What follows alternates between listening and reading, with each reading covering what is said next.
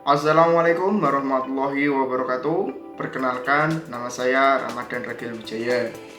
Video ini merupakan video lanjutan dari video yang sebelumnya. Video kali ini memuat tentang rangkuman dari materi video yang sebelumnya itu. Oke, langsung saja kita ke videonya. Konsep Good Corporate Governance atau GCG di Asia adalah konsep manajemen dalam perusahaan yang relatif baru. Konsep ini berkembang sejak tahun 1990-an. Rumusan struktur corporate governance itu adalah satu, menetapkan distribusi hak dan kewajiban di antara berbagai partisipan dalam perusahaan.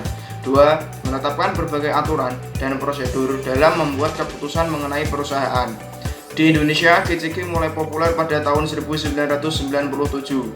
Pada tahun 1999 dibentuk sebuah lembaga bernama Komite Nasional on Corporate Governance pada tanggal 19 Agustus 1999. Ada dua hal yang ditekankan dalam konsep ini. Satu, pentingnya hak pemegang saham untuk memperoleh informasi dengan benar dan tepat pada waktunya. Dan yang kedua, kewajiban perusahaan untuk melakukan pengungkapan atau disclosure secara akurat, tepat waktu, transparan terhadap semua informasi kerja perusahaan, kepemilikan, dan stakeholder. Dalam pandangan Hazel, terdapat tiga hal pokok yang urgent untuk menciptakan GCG, yaitu yang pertama, pemberantasan KKN atau korupsi, kolusi, dan nepotisme. Yang kedua, disiplin anggaran dan penghapusan dana non-budgeter, serta yang ketiga, peningkatan fungsi pengawasan. Prinsip-prinsip Good Corporate Governance sebagaimana juga ditetapkan oleh Organization of Economic Cooperation and Development atau OECD terdiri dari 5 aspek, yaitu transparansi, accountability, responsibility, independensi, dan fairness. Secara eksternal, perusahaan akan lebih dipercaya investor, yang berarti nilai pasar sahamnya akan terus membumbung. Mitra kerja pun tak ragu mengembangkan hubungan bisnis lebih luas lagi.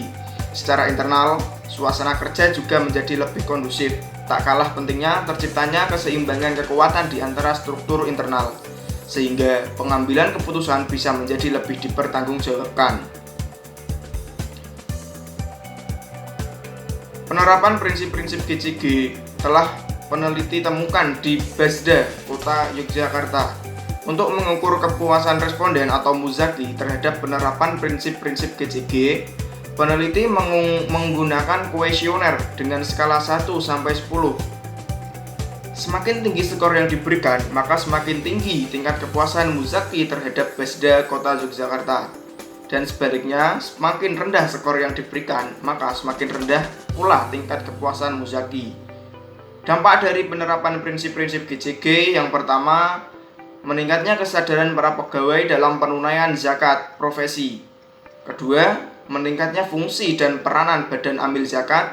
Ketiga, meningkatnya hasil guna dan daya guna zakat. Perbaikan manajemen dalam pengelolaan zakat dirasa penting untuk membangun kepercayaan para muzaki terhadap pengelola. Meskipun tingkat kepuasan sudah di atas 50%, namun hendaknya BASDA Kota Yogyakarta berupaya terus untuk meningkatkan prinsip-prinsip GCG, terutama menyangkut akuntabilitas publik. Badan Wakaf UI adalah yayasan penyelenggara Universitas Islam Indonesia dan lembaga-lembaga pendidikan lain yang ada di lingkungan Badan Wakaf UI. Badan Wakaf dalam geraknya tersusun oleh organ-organnya, yaitu pengurus harian Badan Wakaf atau PHBW UII yang menjalankan tugas yayasan sehari-hari. Yang pertama, lembaga pengawasan dan pengendalian Badan Wakaf. Adapun tugasnya yaitu melakukan pengawasan dan pengendalian administrasi, pemilikan dan penggunaan seluruh harta kekayaan Badan Wakaf UII. LPPBW UII diberikan wewenang untuk satu, meminta informasi kepada berbagai pihak di lingkungan Badan Wakaf. Dua, meminta bantuan langsung atau tidak langsung kepada unit-unit kerja di lingkungan Badan Wakaf. Serta ketiga, memberikan rekomendasi penunjukan akuntan publik pada ketua pengurus harian. Nomor 2, ada kantor perbendaharaan Badan Wakaf atau KPBW, yaitu organisasi yang diamanati Dewan Pengurus untuk mengelola secara administratif harta kekayaan Badan Wakaf Universitas Islam Indonesia atau BWUII. Sedangkan tujuannya yaitu terselenggaranya pendidikan dalam rangka dakwah Islamiyah dengan pengembangan ilmu amaliyah dan amal ilmiah. Sumber harta wakaf yang dikelola oleh Badan Wakaf UII berasal dari perseorangan yang memiliki simpati tinggi terhadap perkembangan Universitas Islam Indonesia sebagai perguruan tinggi Islam tertua di Indonesia.